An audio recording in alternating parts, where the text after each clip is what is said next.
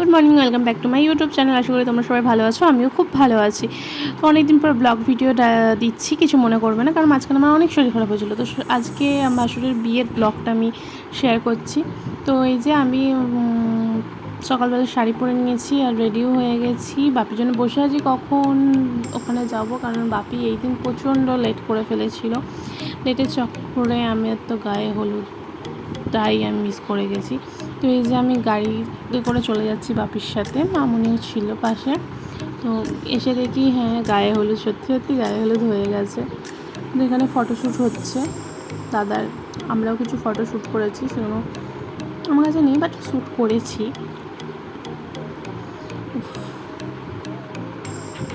Photoshoot করে সেদিনকে প্রচণ্ড রোদ ছিল, রোদের মধ্যে ফটোশ্যুট করতে খুবই কষ্ট হয়েছে, মানে বেশিরভাগ টাইম ছাওয়াতেই দাঁড়িয়েছিলাম। ওই দেখো দাদা ফটোশ্যুট করছে।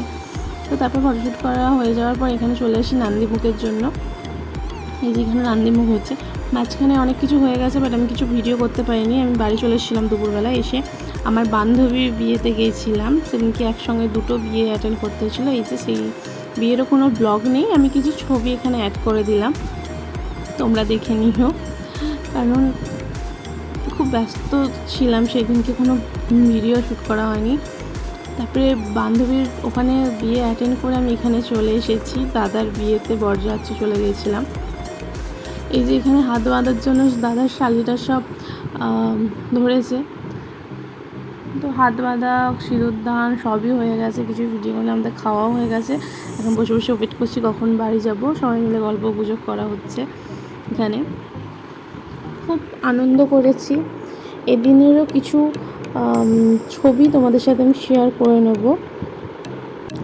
এটা দাদার বিয়ের বরযাত্রীতে গিয়ে এই ছবিগুলো, দুই ননদের সাথে, দুটো ননদ নয়, একটা দিদি একটা ননদ।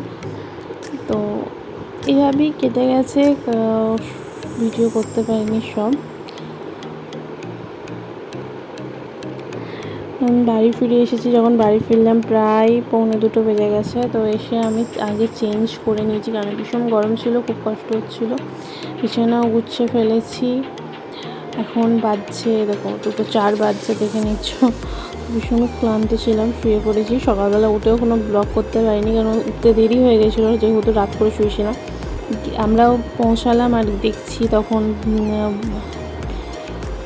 কনে ঢুকছে, বরণ হচ্ছে বরকনের। তো এখানে বরণ হওয়ার পরে এখানে সবাই মিলে ভীষণ মজা করে নাচ হয়েছিল। তারপর আর কিছু ব্লগ করতে পারিনি। এখানে রিসেপশানের দিন, পরের দিন রিসেপশানের দিনও খুব মজা করে সবাই মিলে নাচ গান এসব করা হয়েছে। আমি আমার লুকটাকে শেষে শেয়ার করে দেবো, যদি ভালো লাগে তো একটা লাইক করে কমেন্ট করে দিও। তো এই যে এখানে আমি রিসেপশনের দিনে কিছু ছবি শেয়ার করে দিচ্ছি। এই যে আমার এখানে সব জায়েদের নিয়ে ছবি তুলেছি, এখানে আমার ছবি আছে। আর বলি, রিসেপশনের দিনও আমাদের একটা বিয়ে ছিল, সেখানেও অ্যাটেন্ড করতে হয়েছিল। তো তারও একটা দুটো ছবি আমি এখানে শেয়ার করে দেবো। একটা ভাগ্নির বিয়ে ছিল, তো এখানে মামুনি বর সবাইকে নিয়ে ছবি তুলছি। বরমশাই তো ছবি তুলতেই চাইছিল না, জোরজবরদস্তি করে ছবি তোলানো হয়েছে।